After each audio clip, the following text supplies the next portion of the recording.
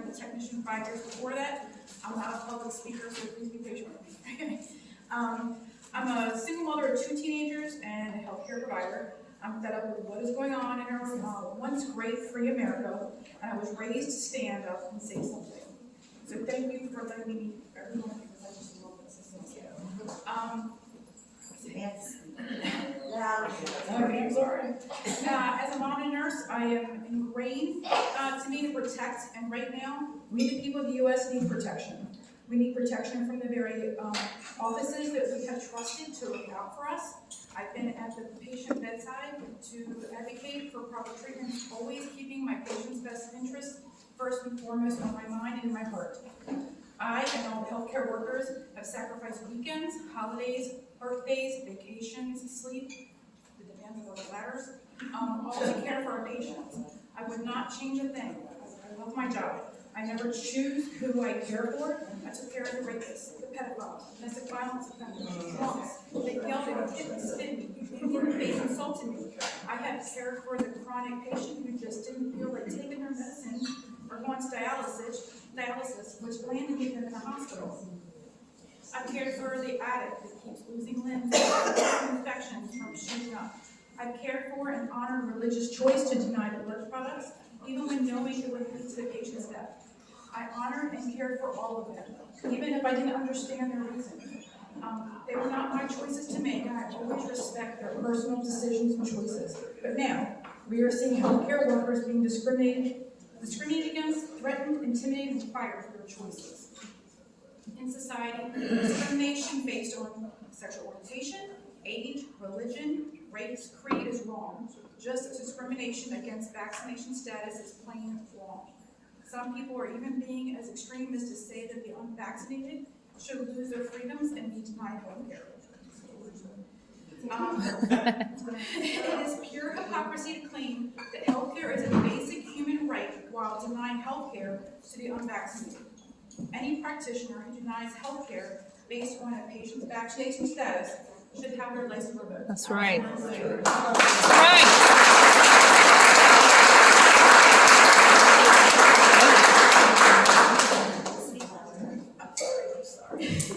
During this pandemic, over the past 18 plus months, I've again been at the patient's bedside with improper, old, dirty, and unsafe PPE, meaning masks that are actually labeled by the manufacturer as unable to protect from viruses and infection.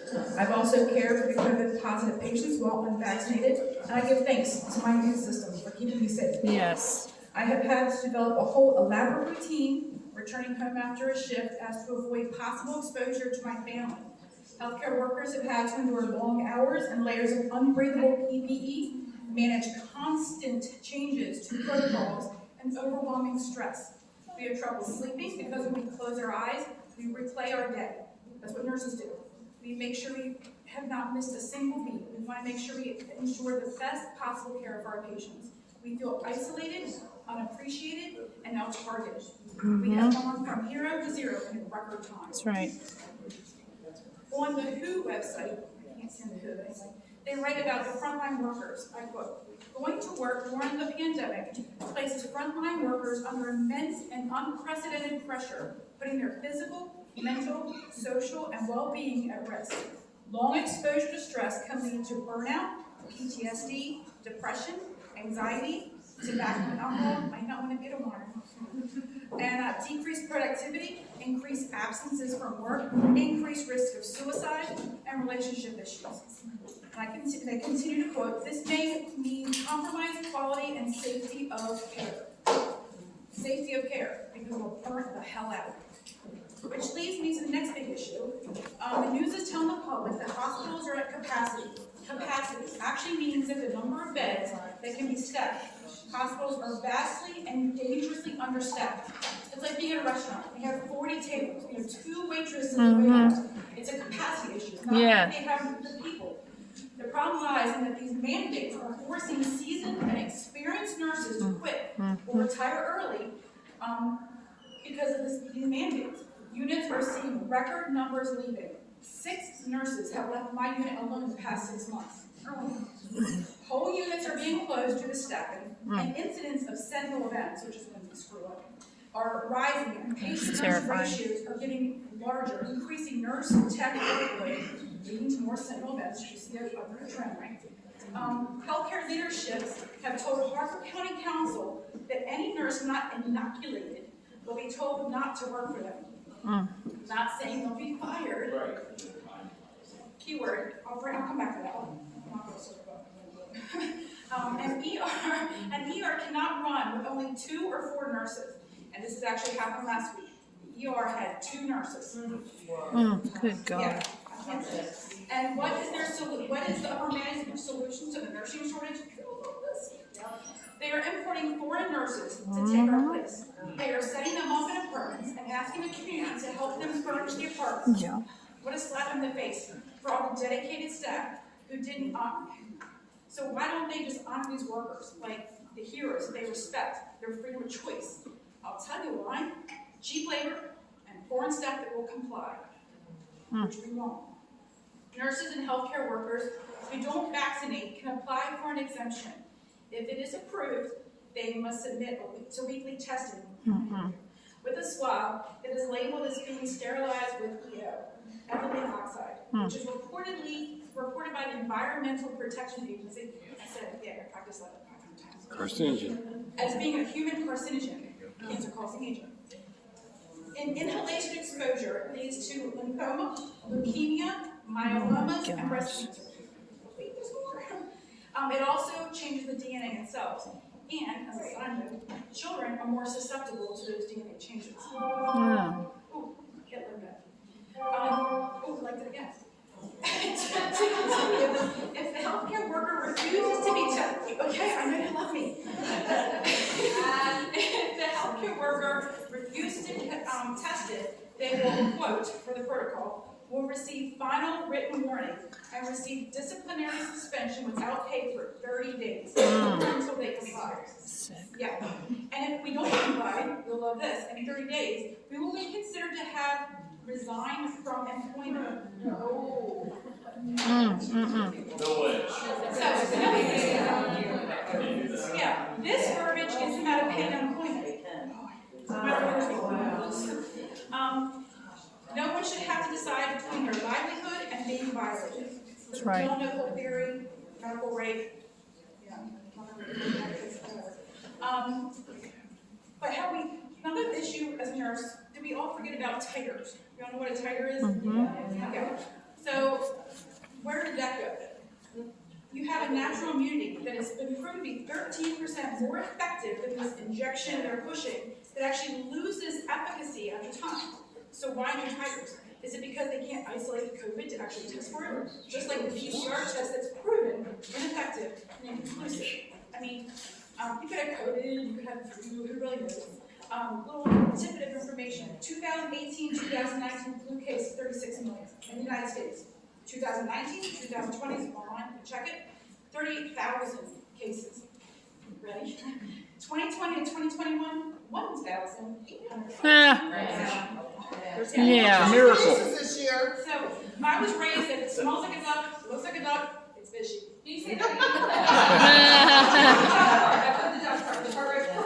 You want the numbers? Yeah. 2018 and 2019, flu cases in America were 36 million. 2019, 2020, 38 million.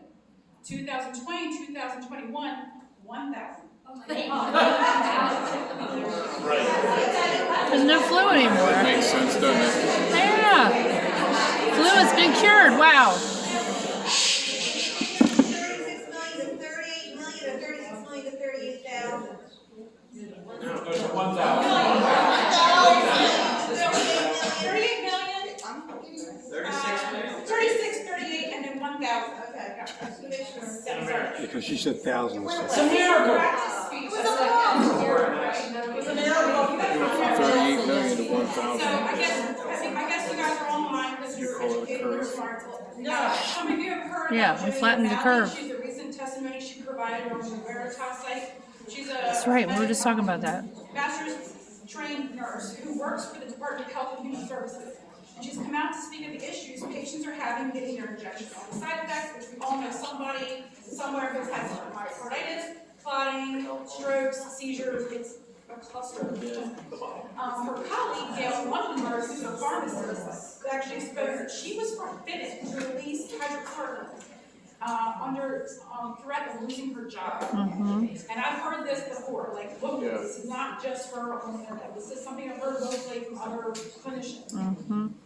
So the fact that this is being purposely held from us, but that's okay. We have ivermectin, we have wormwood, and other treatments, so we'll be okay. It also is interesting that employees of Congress, the White House, CDC, FDA, United States Postal Service, NIAID, Pfizer, Moderna, and of course the legals are not mandated to get vaccinated. They mandate everyone else to get the shot and to wear a mask. We'll talk about that. But not them. We see them. They go to bars, they go to restaurants, they go to galas, award shows, birthday parties, dinner parties, after photo shoots without their masks. But our children have to wear them when they're actually social distancing at school. With masks, it's proven your oxygen decreases and your CO2 increases. And let me tell you what happens. With those, you have an increased respiratory rate, increased blood pressure, increased heart rate, increased kidney function. I won't get too clinical. Your blood vessels constrict, which means the blood is being sucked from your extremities because it needs to feed all your vital organs, your brain and your heart. So what these are telling us is that while our kids are in the middle of like this growth spurt and are developing at a miraculous rate, that they want us to put this mask on our kids and stunt their growth. This mom says, no, we are not masking my children. That's right.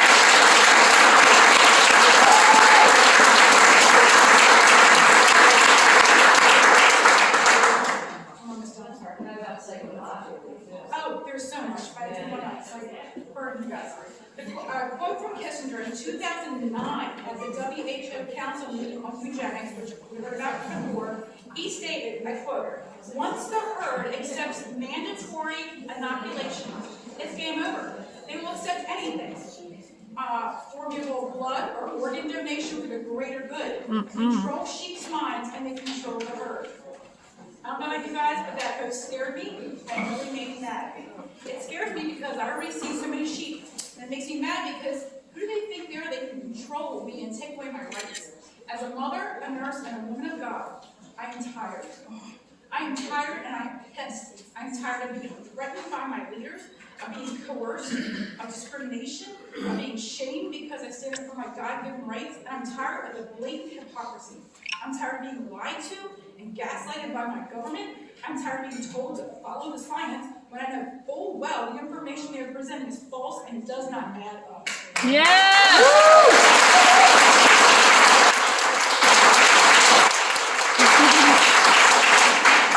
Our bodies do not belong to the government.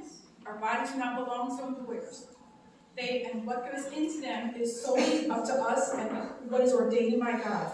It is not the government's job to protect our health. It is their job to protect our rights. It is our job to protect our health. It is our job to overthrow the government if need be. So says the Constitution. So, which was meant to protect the people. If we trade liberty for safety, we will definitely lose growth. The end.